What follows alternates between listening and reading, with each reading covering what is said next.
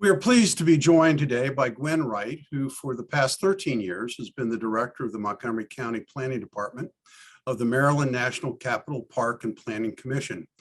Welcome, Ms. Wright. Appreciate your coming on the program to discuss this important proposal now being taken up by the County Council, that being Thrive Montgomery 2050, a new look at land use issues in our county.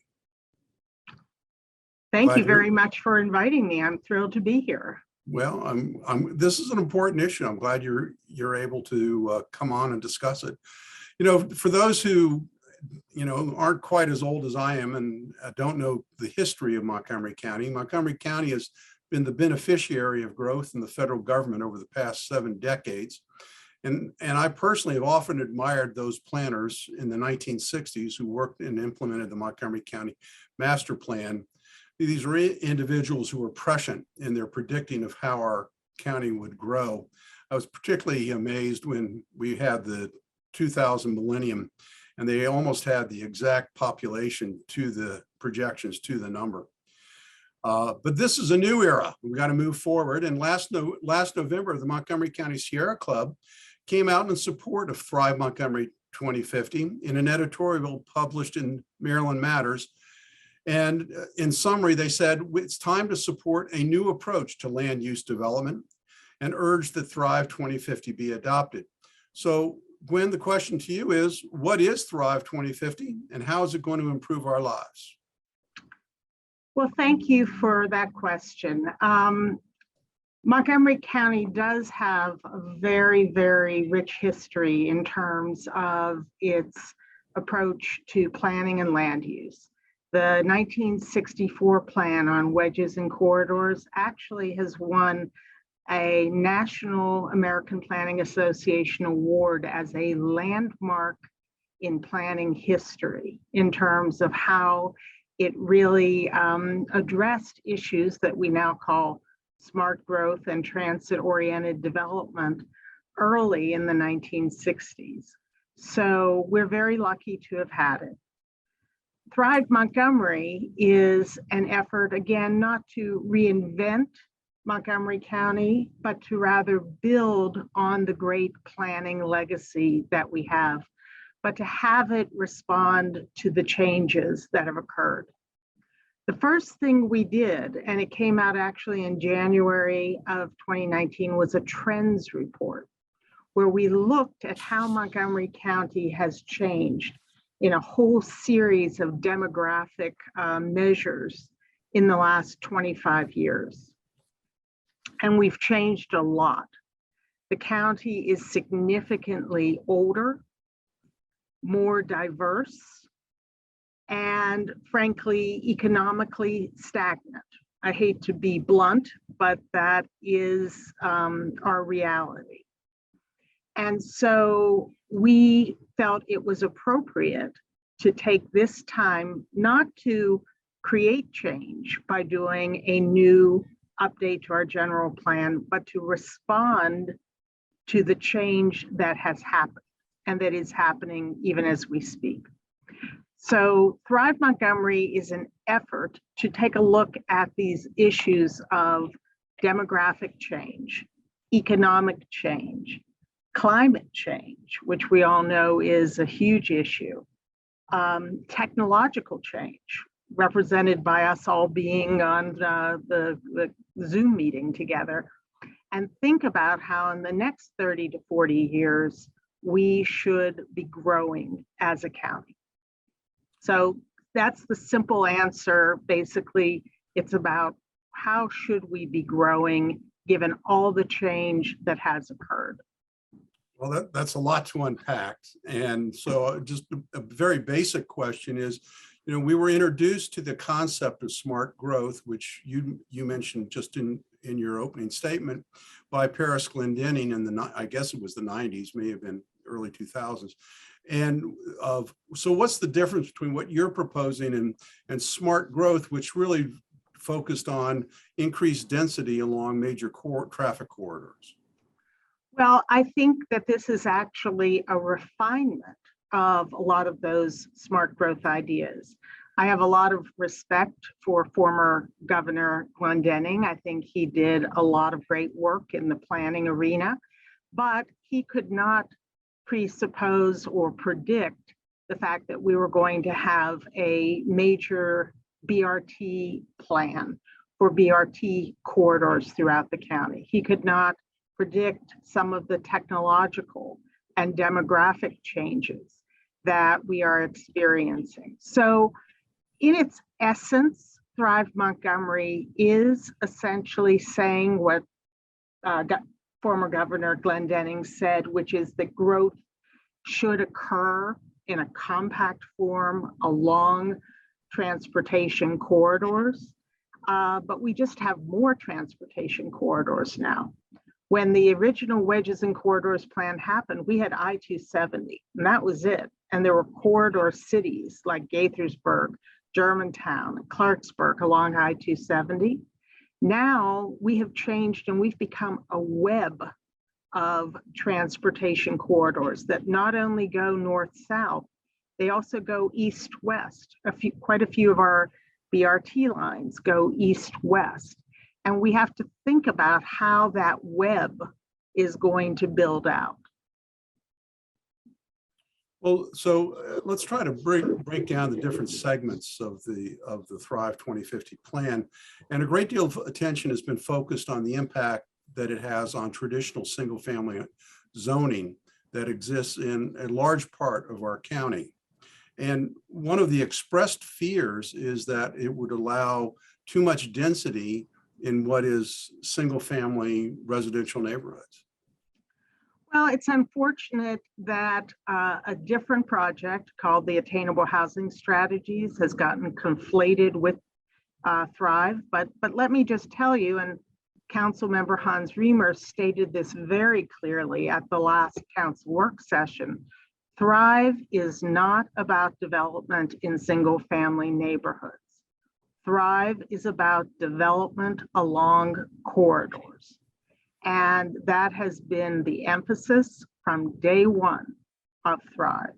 We did have a council member, Will Jawando, who introduced some legislation about duplexes and triplexes in single-family neighborhoods, but he did not do that on the basis of Thrive. He did that because he thought it was good, in his mind, a good idea and would address some of his equity issues and concerns. We asked the council to actually hold off on taking action on that zoning text amendment. I personally asked the president and Fed committee chair at the time to hold off so that we could study the issue.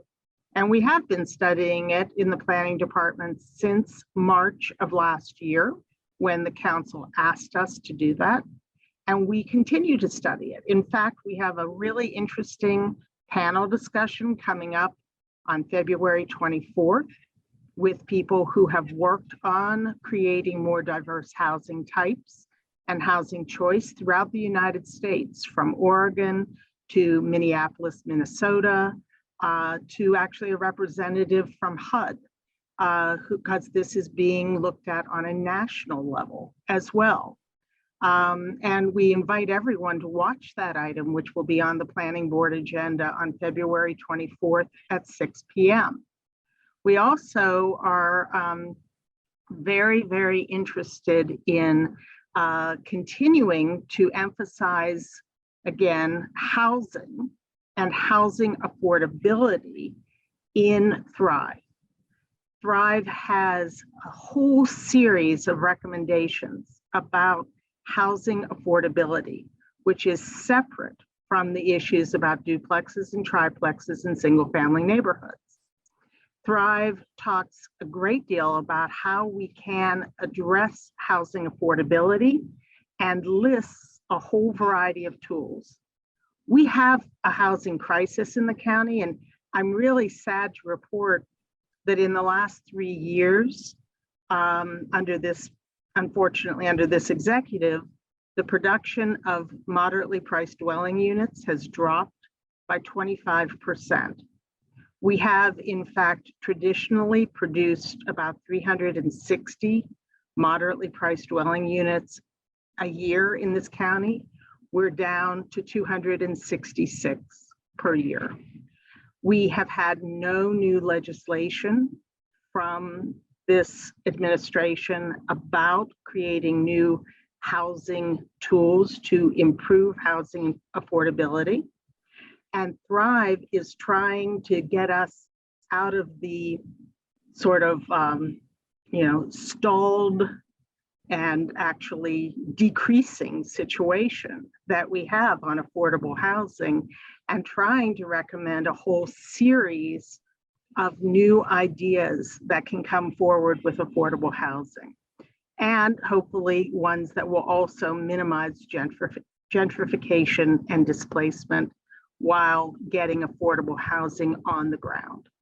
Well, that's a real conundrum, because I know from personal experience, my daughter and her husband were all set to buy a home in Montgomery County late last spring, when the housing prices just seemed to go up by a third overnight.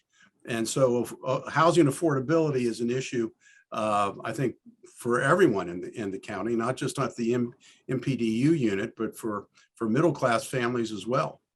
We agree. That's absolutely true. So you mentioned in your opening statement about the county being economically stagnant. And that the economic development and the business development has always been an issue that I've been very keen on. How are you going to address economic stagnancy and in a county that has a reputation for being unfriendly to business?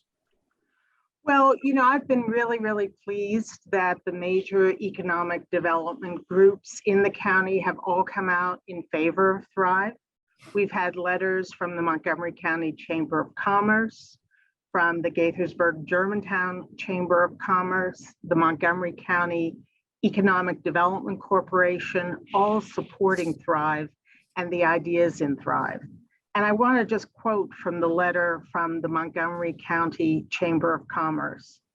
Thrive recognizes, this is a quote, Thrive recognizes the role of redevelopment in achieving our environmental and equity goals, in addition to improving our economic competitiveness. The plan also acknowledges our members' most pressing issue, which is the attraction and retention of a talented workforce. Thrive does this by outlining a vision of how Montgomery County will create and connect communities where talent wants to live and work. And I really couldn't say it any better than the Chamber of Commerce. We have to have a county where businesses and workers want to live, want to grow. And we believe strongly that the ideas in Thrive are the ideas that will promote that. We haven't been moving forward on many of those ideas. And I think that, again, we have, as always in this county, a bit of paralysis by analysis. And we have a lot of conversation, maybe not quite enough action. That's why we are hoping to get action on Thrive as soon as possible, so we can start implementing it and getting changes on the ground. I'm sorry for interrupting. I just got a sign from our producer that we only have a little over 2 minutes left in our segment. And I've got kind of a two-part question for you, which is, one, I'd like you to talk about how we move forward, I know in a process statement, but also address the transportation issues, because there are those who feel that Thrive is, well, to be frank, called anti-car, and that it relies on transportation models that were popular in the 1970s, but are really no longer applicable. Well, thanks for those questions, because it's a little discussed part of Thrive.